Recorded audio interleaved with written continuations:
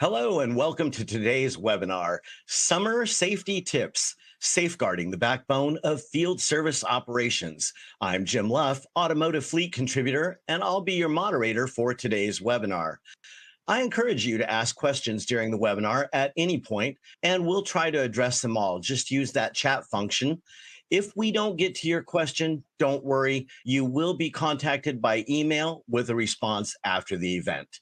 I'd like to thank Lytx for sponsoring this webinar. And with that, we will meet today's speakers, starting with Joanna Cornwell. Joanna is a safety consultant for Lytx. And Joanna, welcome to the webinar and tell us a little bit about yourself. Hey there. Good morning, afternoon, evening, depending on your time zone. Welcome. My name is Joanna Cornell, and I am a safety consultant with Lytx.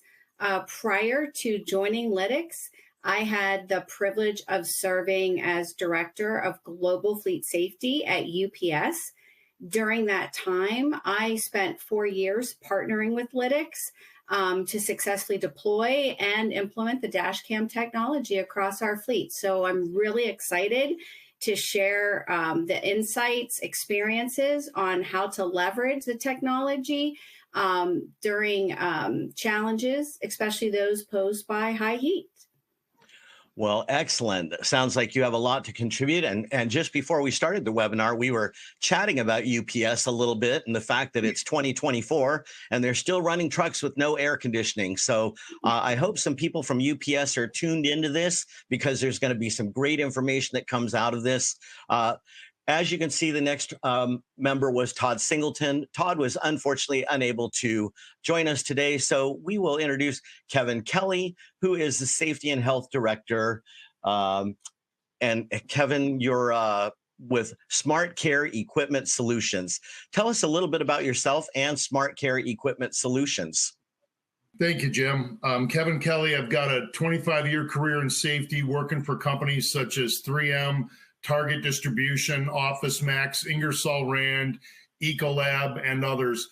We are a spin-off company from Ecolab. We were a former division, and what we do, what our technician team members do best, is fix anything that serves food and beverages in the hospitality and tourism space, from a Starbucks to a mid-level restaurant to a high-end steakhouse to a college campus to a hospital cafeteria. Our technicians are out there every day, 100% remote, fixing equipment to keep that food safe, up and running at the proper temperature. We also have a large division that deals in cold storage and refrigeration for grocery store customers and Amazon distribution centers and things like that. So happy to join. And as far as my time with Lytx, I've spent probably since 2018 enjoying the benefits of the Lytx platform. Prior to that, we had every stage of evolution of driver safety techniques, from more of the rudimentary 1-800 how's my driving, behind the wheel training, awareness topics, to different iterations of GPS platforms before we landed on that marriage with Lytx that's lasted some time now. So happy to help out in this topic that hits us very timely this summer. Well, thank you, Kevin. Thank you so much for giving us your time today. And let's move on to Jason Abbott. Jason is a Senior Supervisor of Safety and Compliance for Gemini Motor Transport. Jason, tell us about yourself and Gemini. Hi, Jim. Thank you. Gemini, we are the fuel haulers for Love's Travel Stops and country stores all over across the country, also haul tires. We've been with Lytx for about 5 years as well. It's been a great improvement for our fleet safety and the things that we do. So I'm happy to be here today. All right. Thanks for joining us. And, I was surprised at that, delivering the Love's gas. I would think that your driver's probably exposed to a lot of heat as they have to be outside the truck while you're pumping the gas into the tanks at the stations. Is that correct? That's correct. No, anytime they have to go load at a terminal or unload at the stores, they are outside the elements. All right. And also, before we started the webinar today, we are talking about it has been hot lately. I'm coming to you from Bakersfield, California, where we enjoyed 2 weekends in a row of 115-degree heat, and I did not leave my house to go anywhere. So, I think, as mentioned, this is a timely topic. What we're going to cover today, we're going to cover health and safety protocols, some productivity boosters that you can implement, risk management, technology utilization, and operational best practices. So let's jump right into implementing robust health and safety protocols. And this is going to be tip number one. Joanna, would you like to lead us off? Sure. So you have adhere to the latest health and safety standards, including those OSHA guidelines, right? And, as you stated, in most areas across the country, temperatures are rising. And with hotter temps come those increasing urgency, right? When you're looking at companies to protect their field service workers, technicians from that heat stroke and heat-related illnesses.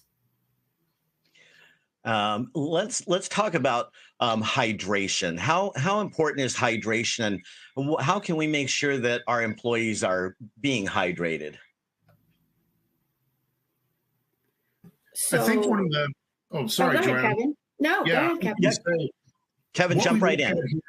Yeah, when you see these bullet points and we see things like OSHA, at Smart Care, we always try to do what's best for our team members. And that regardless of what the OSHA guideline is or the standard is or isn't, whatever we do at least meets or goes beyond. Hydration is always something that we've got to treat that with a lot of repetition. A lot of leaders say 7 times, 7 ways. We have Safety Champion Network that prioritizes heat stress as early as May, which in some markets might already be hot. And we have to remind throughout the summer. If we have heat stress events that we find out about in general industry, we'll share that with our technician team members. We've got lots of different avenues, from the dispatch operations, knowing where our team members are going, to their frontline field service supervisors, managing their day-to-day and checking in with them. We can only awareness them so much, but we have to do it repetitively, and we have to do it in different ways. And we find that when we share stories, they listen to that more than a bulletin from OSHA or wherever else, National Safety Council. We give them stories that we hear about and find out about from general industry. That really resonates because that's a fellow field service member, just like they are, something very germane to their work. And that's really what we do, the proper hydration reminders, as well as ensuring that they have what we call stop work authority. Every technician team member has the ability to stop what they're doing, take care of their safety, contact their supervisor if they're in an unsafe situation. I'll give you an example. We had a work order at a prison, and the prison in the south at this particular location was extremely hot. And the water that was being supplied there, the technician felt it wasn't clean. It didn't taste good. He didn't feel good about it. He has every right to leave that site, go out to his van because he could not bring hydration in, and turn his AC on and get that hydration that he needs with his cooler. There's all different kinds of scenarios we can't develop a single procedure for, but we worked hard at Smart Care to empower them to have that stop work authority, contact the supervisor, let them know what's going on, and work out a plan together to take care of their safety. Not being able to bring on their own water in is no excuse for not having our techs properly hydrated. So they'll take that power to leave the site and take care of their hydration. It's no different than applying a lockout tagout. And if it was in a union environment and maybe they have particular rules on that, our technician team members will be applying their own locks regardless of any internal rules or policies. Those are just some of the things that aren't always, they're nuanced and not covered in an OSHA standard. I love that commitment to employee safety. Jason, continuing this conversation, are you aware, or does your company provide special gear, tools, uniforms, anything to help employees or technicians who are working in extreme heat? We do, but we're also at the mandate for when we go to the racks to their adhering to their protocol. So we have to wear the FR gear at some of the racks. So sometimes we can't adhere to that. But one of the good things about all of our locations is anytime they drop fuel, they're at a Love's. So we have water there for them, a cooling environment, and they spend a majority of times in the truck, other than maybe the 30 minutes to an hour it takes for them to load or unload the fuel. So yes and no on both counts for that. All right, now I have a weird off question. So the Love's driver's delivering the fuel to the Love's. Can he go in and get like a big soda to go and get it free? Yes, they can get drinks. We do preach, like Kevin said, we preach the water for them, especially in the summer months. It's going to keep you hydrated. We try to keep them off the energy or let them know what the energy drinks will dehydrate and come down from the crash. So we try to pronounce the water, getting the proper ounces every single day to keep from that heat exhaustion and heat cramping. So yes, they can go in there and get the free drinks. So I'm going to throw this out to both Kevin and Jason. You have both mentioned that you convey messages about safety to your employees. How is this done? Is it in it? Do you send memos? Do you have a classroom training? How are you conveying this message to your employees? I'll start with this one, Jim. First Sure. off, I want to back up just a moment to explain the gear that we provide. We have an extensive PPE, personal protective equipment kit. It's in a duffel bag. It's got all the equipment they may need, from lockout to eye protection to hand protection. Additionally, we provide a lot of heat stress gear, I'll call it. So some examples would be a cooling vest that they would apply a bottle of water to. It could be as simple as that, and putting it on them to keep them cool when they're sometimes working on a rooftop, which can get extremely hot. We also give them cooling headbands they can put around their head. Additionally, we provide umbrellas. We've had some scenarios where we put them in action to provide plenty of shade to help reduce that ambient temperature when they're working on probably a compressor or something to that effect on a rooftop. So we do a lot of things to give them gear besides just preaching hydration. We also want to give them actual PPE that's geared towards cooling and heat stress prevention. Now, as far as your other question about how we trickle that down, we have a safety champion network for every single district. Every district's got a safety champion member. They disseminate all the information down, whether it's monthly or biweekly, depending on the hot button topic, no pun intended there. We also have managers, field service managers that do field visits. So in those hot months, which are extensive here, especially in the South, those district managers are doing more periodic check-ins on the rooftops and checking in with those techs, making sure they're doing well, they're taking breaks. We also have dispatch, which monitors where everyone is, thanks to Lytx, and we can understand if they're at a job site a little longer than normal, or if they're going to go somewhere that's unusual, we can check in on them to make sure they're not showing signs of heat stress. So it's really a system of a lot of different levers that we implement to make sure that we're crossing the streams and having some adequate coverage when everyone is nearly 100% remote. I love it that you talked about, implementing Lytx. And with that, I'm going to toss it over to Joanna. And can you share information about leveraging the power of technology offered by Lytx? Oh, absolutely. As Kevin stated, right, there's thousands of field technicians and drivers, and it's impossible to keep tabs on everyone. And with that machine vision and AI tools, they can really help identify potential driver fatigue and automatically alert that technician to take those proactive steps to prevent risky driving. These technologies, include the cameras, sensors, vehicle tracking systems, and they alert the drivers to any sort of those potential risks on the road. Utilizing weather alerts is another way to proactively monitor current and forecasted temperatures and prepare for any sudden changes in the weather. While rain and snow, right, are more obvious candidates when you look at disruptive roadway weather, say that fast, high heat days can really put driver safety at risk and even lead to an uptick in crashes. And, the conditions are hotter. It can lead to that driver dehydration, drowsiness, mood changes that can really negatively affect those cognitive performances of the driver behind the wheel. So drivers who experience these physical and these mental effects may, drift out of a lane more. They may make large steering adjustments, or they may be slower to react to sudden roadway incidents.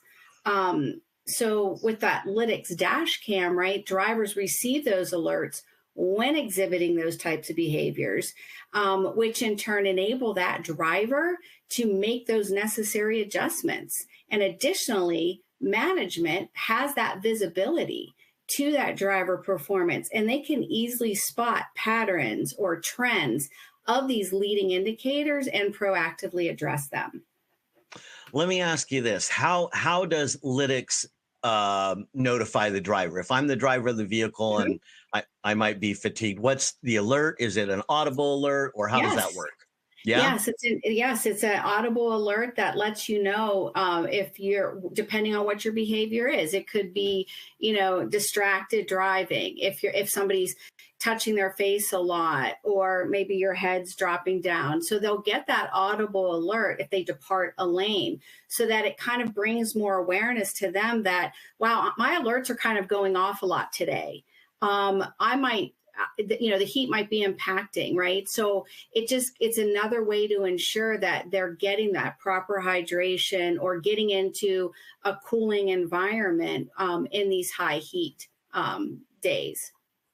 I can definitely see why people would be embracing the technology of your product. Just before we came on, I got some stats and learned that each year in the United States, there are more than 170,000 heat-related illnesses and injuries that occur each year. And heat stress can lead to driver fatigue and other significant collisions. And while the heat might be unavoidable, the heat stress illnesses and injuries are absolutely preventable. And what I'm hearing you guys saying is that through proactive steps, you can definitely take care of employees and make sure that they're kept safe, regardless of the temperatures. And I think anybody that's watching this webinar right now knows that it has been very hot across America, with Death Valley setting new world records for heat. I mentioned in my own city, it's been very, very hot. And the human body needs a couple of weeks to gradually build a tolerance to working in the heat. As the first few days of extreme heat roll in, OSHA recommends the rule of 20. Can anybody speak to that rule of 20? It's the workload is adjusted to 20% of the usual workload on the first day and gradually increases by 20% each additional day to help workers acclimate. Anybody using that system? No? All right. So, what are some of the other things we can do to help prepare our drivers? I mean, is anybody monitoring the weather? Yeah, Jim, what our team does, and we have a large dispatch operation, and their job is to ensure, as you can imagine, the proper routing, the most efficient routing, making sure we've got a cold side tech, going to an area where we have a refrigeration problem, or et cetera, hot side tech fixing a grill. But additionally, they're also monitoring to weather, because we only have so many district managers. District manager might have 30 technicians, team members to be aware of. They have that power and ability as well, but dispatch is primarily looking at the weather as it might pertain to that routing and, of course, team member safety. So they're going to be reaching out as well. We want to have a system of redundancies, and we find that operations team that really supports the field leaders is our best route. I love it. And so, it's pretty obvious that in the wintertime, we're constantly looking at the weather, because we need to know whether there's going to be snowy or icy conditions on the road that would affect us. But I think that most people probably wouldn't think about monitoring the weather and road conditions in the summer for the reason of heat. So it's good that we're doing this. Are shifts, or maybe the number of breaks, changed at any time? Like maybe you increase the number of breaks on a hot day. Does that happen? In our company, we don't necessitate, again, we give them the power to decide that. So we don't say you're allowed this 20 minutes or this 10 minutes. That's up to them. We have utilization goals. That is a higher percentage, obviously better, because that means more billable hours, but we're never so cold, no pun intended, is to think that we're going to have 100%. There's always going to be some downtime that we allow for breaks, that we obviously allow for transit time, that we allow for them to prepare work orders. They might go inside a customer site and cool down and pull up their iPad and prepare the work order.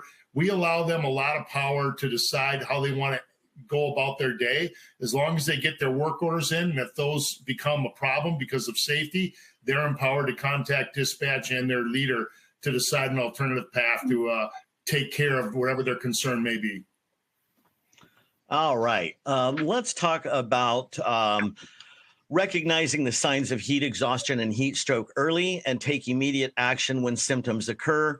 Implement training for heat stress awareness and steps to take to recover. Work sites should be equipped with first aid kits, and emergency contacts should be readily accessible. Anybody want to talk about the protocols of teaching people to recognize heat exhaustion? Are we doing that? Are we doing any training of recognizing heat exhaustion, Jason? Absolutely. We send out with communication. We have the toolbox talks with our lead drivers out in the field with the guys and girls, let them know what's going on, prepared for what it could look like. We also send out here at the office, we send out communication all the time, whether it be through their emails or one-on-ones with the regional managers, let them know, hey, these are things we look out for. So we're in constant communication with the training. And like Kevin said, our dispatch is a backbone for us as well, with monitoring and getting that information out as well. So we're just in constant contact, letting them know what's going on, what's looking like that day, and the things to prevent the heat exhaustion, the cramps, things of that nature. All right. Thank you for that. Jim, I wanted to add, Lytx themselves webinar not too long ago with Jeff Martin from Lytx, and also a qualified medical professional that really specialized in the world of heat stress. So we never think we have it all figured out. And we joined that webinar, some of our team, and got to listen in, myself included, and really got a lot of value of things like that. I just think, again, the repetition and coming from a different source, and having Lytx led by Jeff Martin in this particular call, having that qualified expert he's worked with in the past come in to talk more about heat stress, that's only a benefit and value for customers and potential customers to learn from. All right. Joanna, can you talk about what productivity boosters are? Productivity boosters, right? To take a look at ways to increase, right? Improve service accuracy, reducing, some of that downtime. How can you keep that productivity up when it's hot, right? And, you look at what you call the dog days of summer, right? But when you got your field employees that are out there on the job, how do we make sure that they stay safe, right? So looking at some of those things like flexible scheduling to avoid the hottest parts of the day and adjust those work priorities based upon that temperature forecasting. Looking at various task rotations, right? If somebody's spending a lot of time in air or in, I'll use UPS as an example, unloading a trailer and someone's inside the facility moving that package, maybe they swap out halfway through their shift or every so often. In addition to those things, there are multiple tools and technologies that are out there that can help power up that productivity during the summer. Some of those things are looking at mobile and wearable technologies, looking at fleet tracking software. I think Kevin mentioned efficient routing and scheduling, forecasting your capacity planning, streamlining information. Hold on. If we could go back just a moment to that wearable technologies. Yes. I don't have a iWatch or Apple Watch or whatever you call them, but my wife does, and she runs the world from it. Yes. How do we incorporate the wearable technology into this? Yeah, there's a lot of different wearable technology out there, right? Not every driver or every employee is going to have that Apple Watch, nor is every company going to purchase one for their employees. But there's different technologies out there from a wearable that help monitor. I think, for example, Gatorade has some technology out there that's a patch that measures your electrolytes and measures your oxygen, and you're able to ping onto your phone, pair it up so that you can see, do I, reminder of a hydration, or do I need to have some electrolytes? So there's all sorts of different kind of wearable technology that's available that, could fit an organization's need depending upon what it is that they want to do with that. Absolutely fascinating. Let's move on to routing and scheduling. Sure. So those are things that really help manage that GPS tracking and routing recommendations that help reduce that time in travel, to make sure that they're most efficient on their routes. Not only saves on some of that fuel cost, but also maximizes those visits, those client visits, enhancing really the overall productivity. All right. And I'll throw this out to anybody. Is anybody using software to predict service demand and effectively plan resources that can further enhance productivity? This approach would allow for a better anticipation of the workload. And Kevin, from a comment you just made, I believe it was you that said employees can switch off duties to allow one to cool down if one has a more demanding job. Are we forecasting and capacity planning? Jim, yeah, absolutely. It's actually the backbone of what we do, because from that dispatch side, one of our goals was utilization over the years. We started out in its infancy as a company forming SmartCare. Let's call it low 60s on the utilization. That's the percent of time in the day that they're turning a wrench, essentially, and we can create billable hours. Now, thanks to software like auto dispatching, and from an IFS offshoot there in field service optimization. Those are different software programs we utilize in conjunction with Lytx, giving that breadcrumbs and hard data to be able to rely on. We've got a utilization into the mid 80s now, which is phenomenal. But again, it's not going to be as binary as having auto dispatching. We may have a technician that doesn't feel well that day, may need to encounter more work at that particular job site. They can essentially overpower that routing software by contacting dispatch and say, hey, I need more time here, either because I need to do it safely or I need to take a longer break or whatever the case may be.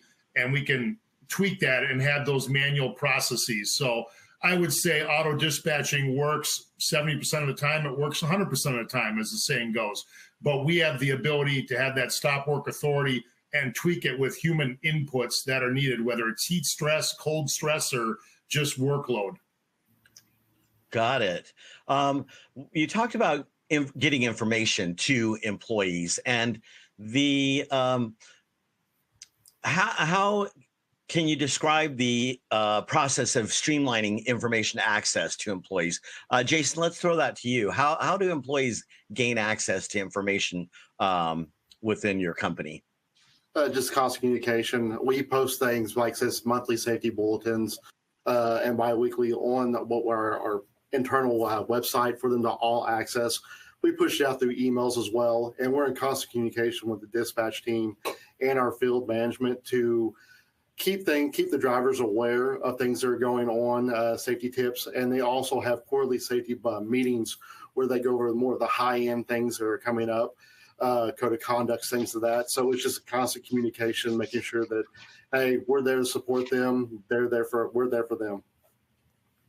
All right, Kevin, I understand that you have a success story involving productivity boosters. Really, a lot of what I had already said with utilization was a success because of the various inputs that we get from Lytx and as well as our field service optimization.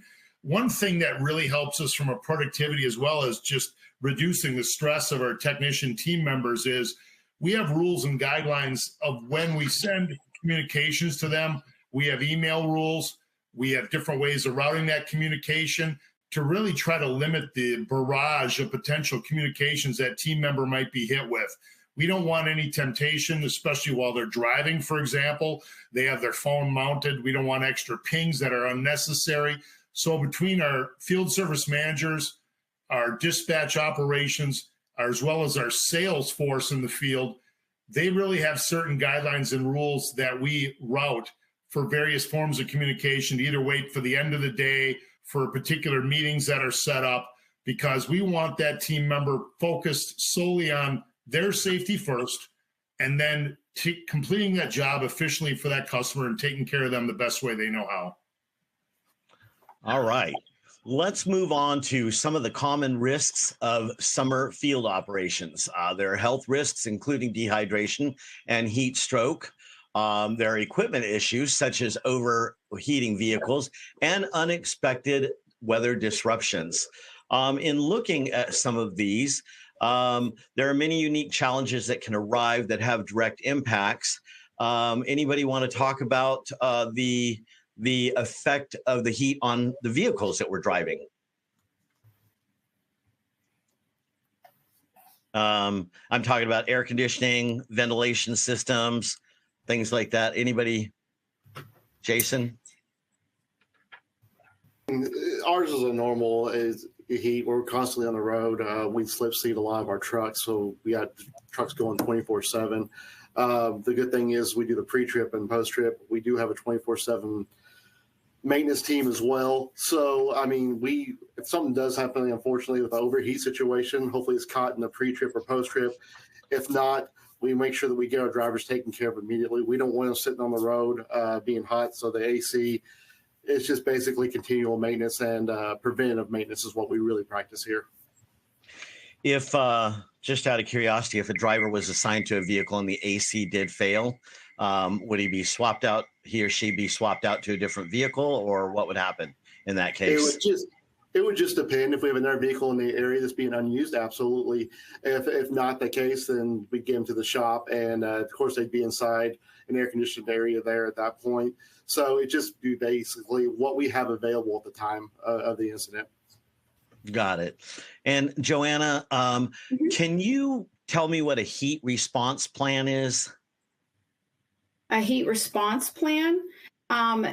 So that would be basically what you're responding to with respect to any sort of high heat situation. When you're looking at any sort of weather disruption, what kind of weather updates or advisories are out there so that you can take that appropriate action. I mean, it's really important to kind of look at those best practices that can safeguard the employees, your team members, your technicians, making sure that, you've got that risk assessment to really look at any kind of potential hazards. What do you do? Policies and procedures as it relates to monitoring those weather conditions. What are some signs of heat-related illnesses? And then having that system for monitoring those drivers' well-being, such as check-ins, as Kevin mentioned before, and some of those breaks. So it sounds like the process would begin with conducting a thorough risk assessment to identify potential hazards, and then using those hazards that are identified in the risk assessment to come up with a program for monitoring the driver well-being and creating regular check-ins and breaks. And as I'm saying this, I'm thinking, while this webinar is meant to address our field personnel, it seems to me that there has to be a lot of cross-training involved. Maybe the dispatchers never leave the office, but they certainly need to know what the perils are that field employees are facing out there. So does anybody have an example of a cross-training program that shares information between other employees in the company that need to know about these risks?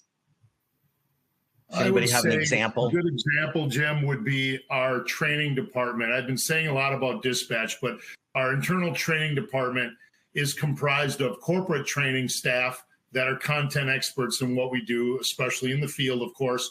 And then we have district field trainers. And those district field trainers are assigned, obviously, to those particular markets.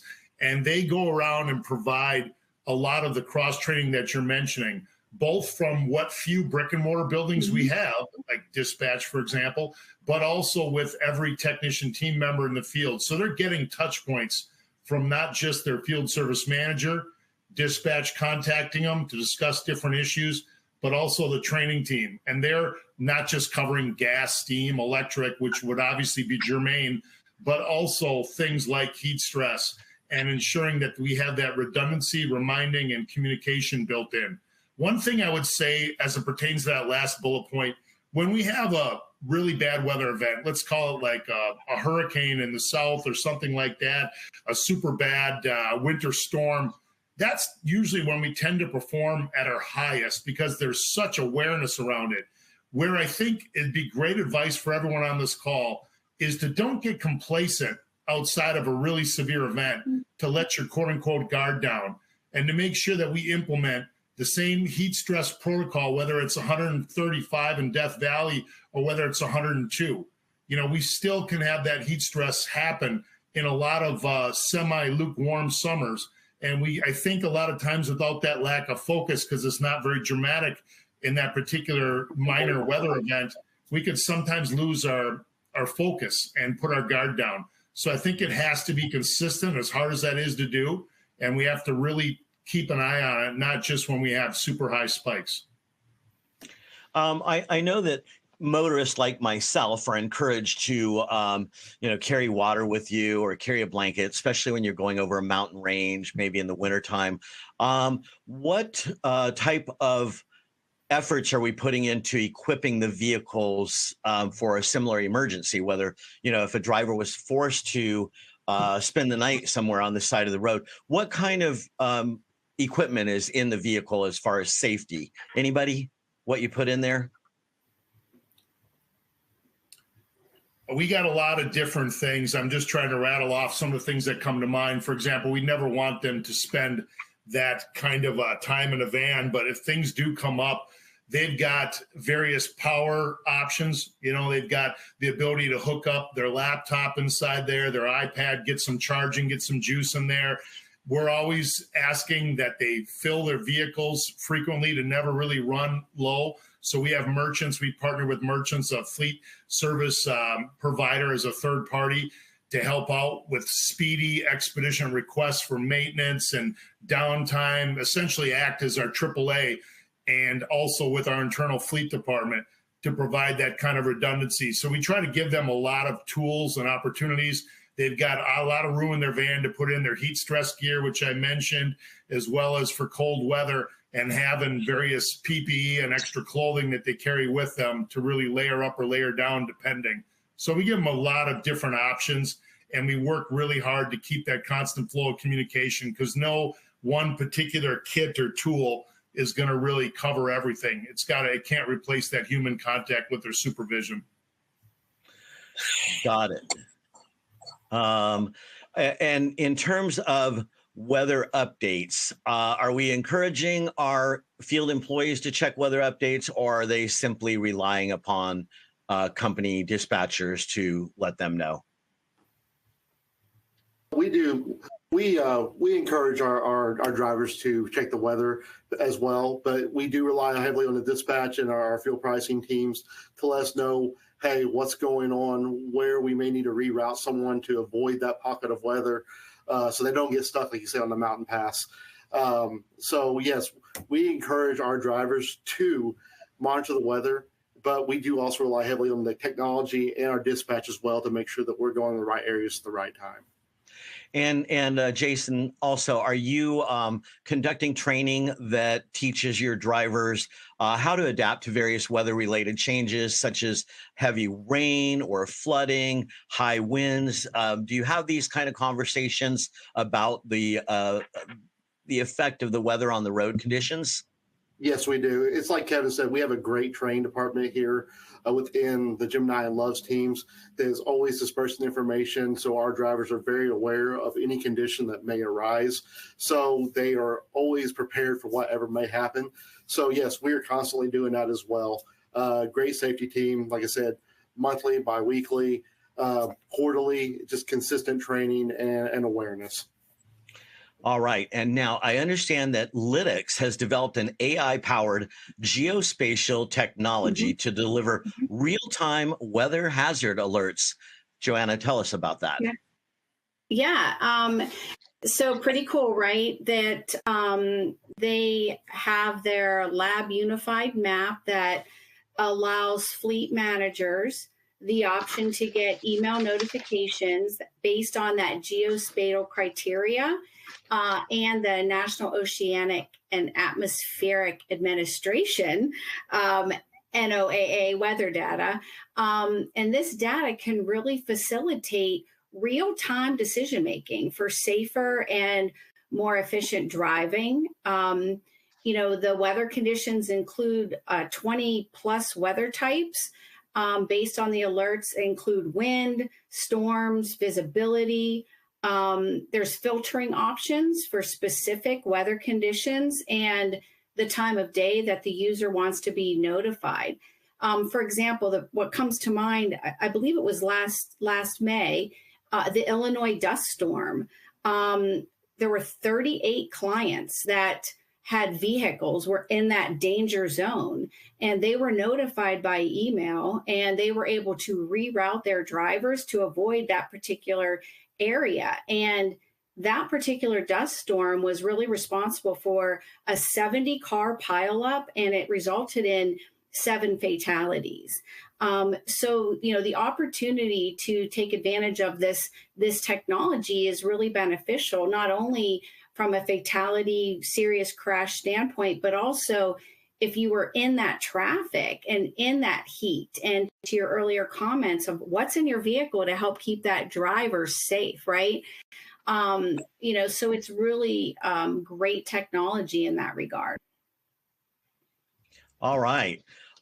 As we start to wrap up here, I've put up a slide that has operational best practices and the things that we've discussed here that include establishing policies and procedures, regular communications and check-ins. Sounds like all of you are doing that in a variety of different communications methods, having an emergency response plan, and then, of course, the training and cross-training that we just talked about between field employees and dispatchers. Let's really drill down on that cross-training and talk about, is anybody using a mentorship program? When I was working at UPS, that was one of our biggest pieces was mentorship with our employees within each of our specific operations to really help with establishing, your safety committees, your wellness committees, and really helping to mentor newer employees to understand, the impact that heat-related illnesses have, and really the importance of not just being aware during that day, but also, how you hydrate the night before and making sure that folks are aware of that. Let's talk about, so far we've talked a lot about conveying messages from the company to the employee. Mm-hmm. Are we ever asking our employees for their feedback from the field and incorporating this into our plan? Jim, yeah, absolutely. We use a series of engagement surveys. What we found, though, because I've been doing this for a variety of Fortune 500 companies for years, is we get the results, and a lot of times companies don't take action on it, so it ends up losing some favor with the audience. What we do at SmartCare is we really target those questions to keep them very specific and shortened so that we can better commit. I'd rather commit and land the plane, as they say, on 3 to 4 large-scale takeaways than trying to broaden the scope of what we ask and creating a whole litany of follow-through issues. So that's what we do to really build trust. We also, more importantly than an engagement survey, we have more frequent sites visits. We can call them safety visits, but it's really just an operational visit. That field service manager has a series of engagement-related questions so that it doesn't become an audit where they can check a box on something is very binary and make it a yes, no, but more of what do you like best about working at SmartCare? What challenges are you seeing? How are you interacting with your team members? Is there anything we could do to improve? And we really take action on that more so than waiting for an annual or a quarterly opinion survey. All right. And another question for Joanna.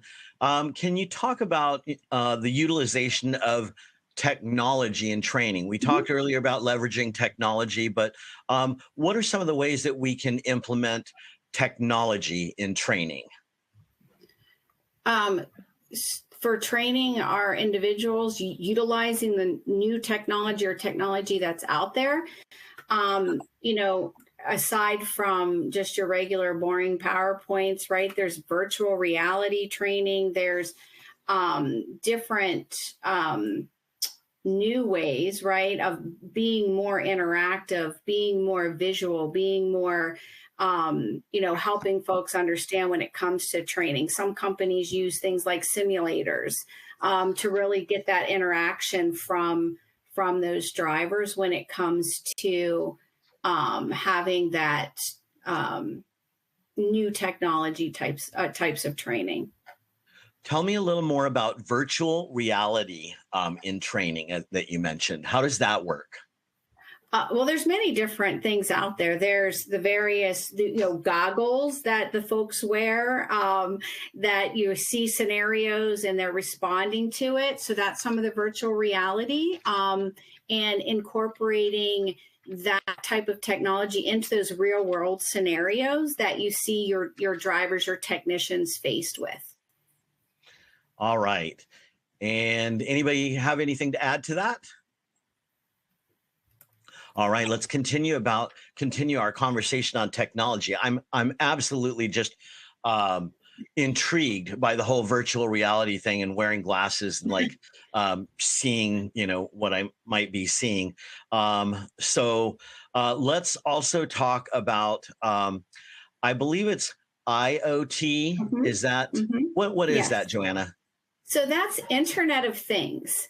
And that refers to a network of physical devices, smart devices that can collect and share data amongst themselves. And, you know, when you think about leveraging technology, the IoT as well as AI technology advances, there's a lot of many solutions available that can really help fleets improve safety, manage their risks, and improve productivity and drive efficiency. You know, we talked about Lytx, you know, and their solutions that they have. You know, some of the other things that technology or those data-driven solutions are really the route optimization software that helps you plan the most efficient and time-effective routes, real-time fleet tracking and visibility. They monitor the location and statuses of the vehicles, which really allows you to better manage your resources and have timely interventions. There's telematics technology that gathers and analyzes data based on vehicle performance, driver behavior, fuel efficiency. For example, there was a fleet manager who discovered through Lytx under the fleet tracking that they had a driver that was idling. Their vehicle was idling while they were eating lunch, and it was about 30 minutes every day. Upon further investigation, it showed that 40% of their 400 plus vehicle fleet, these folks were doing the same thing, and it was costing the company tens of thousands of dollars in fuel costs. So as a result, right, a company policy changed to eliminate that practice, in essence, to save money. You also have predictive analytics, and that's really looking at anticipating, right, potential delays and proactively addressing those issues before they impact your timelines. Analyzing historical data really helps make more informed decisions about routes and scheduling. You also look at your dynamic scheduling. They adjust to real time based upon changing conditions. And you've got route risk, looking at heat maps of potential risks in various cities and counties, and getting a satellite view that offers better visibility of your roadways, highways, when you're looking about or searching for a specific route. And you can really use this type of technology to make decisions for your fleets. And looking at integrating those technologies into your daily operations can really safeguard your team from these operational challenges, especially those that summer can bring. All right. As we begin to wrap this thing up, folks, it's your turn now. If you have any questions that have arisen in your mind since we started this, put them in the chat box. We'll be moving on to our question and answer series here shortly. But kind of what I've gathered from this entire exchange between us is that having a trusted tech partner is a very important part of your business, worth its weight in gold. And it appears that Lytx is the technology company that is leading the technology in the industry. As we mentioned earlier, weather hazard alerts in Lytx Labs unified map allows fleet managers the option to get email notifications based on that information from NOAA, that weather data. This data can facilitate real-time decision-making for safer and more efficient use of your employees. With that in mind, we have some questions, and let's start with this one. With so many different technologies available to help address various operational challenges, do you have any tips on how to decide which ones make the most sense to employ? Who would like to take that? Well, I could start.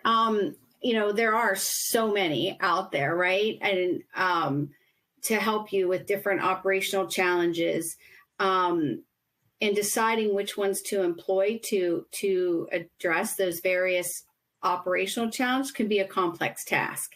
Some tips that I can think of would be, first you would need to identify those specific needs and goals, right? What are those operational challenges that you need to address? And then set those clear objectives. Determine, what is it that you aim to achieve with the technology? Is it enhancing your safety, increasing efficiency, cost reduction? I would then say you would want to evaluate compatibility and integration, right? Is this new technology compatible with your existing systems and infrastructure? And can it integrate smoothly with your current workflows and other technology? I would also take a look at scalability and flexibility. Can the technology that you're looking to introduce grow with your business and adapt to changing needs? And then finally, I would say, hey, what about friendliness and user friendliness and training? When I was the director of global fleet safety at UPS, one of the reasons why we moved forward with Lytx was that it was user friendly. It is user friendly and required minimal learning curve for those employees.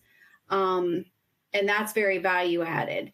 I think a final noteworthy tip would be, make sure you're seeking some input from folks that are going to be using it, and then cross collaborate with other functions within your company. Hope that helps. All right. Yeah, very good. Very good.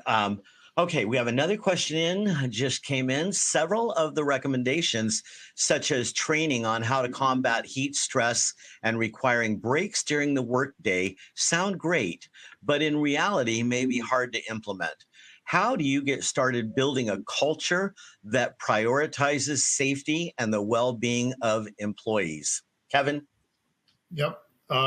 From my time at Ecolab, to use an analogy here, it was a lot more of a larger mothership, as they say, and with that, a lot more policies and procedures. When we formed SmartCare, we wanted to separate ourselves from too much bureaucracy because we are, unlike other previous divisions, we are very remote. So that doesn't always play well when you don't have much of a way in the four-wall buildings, right?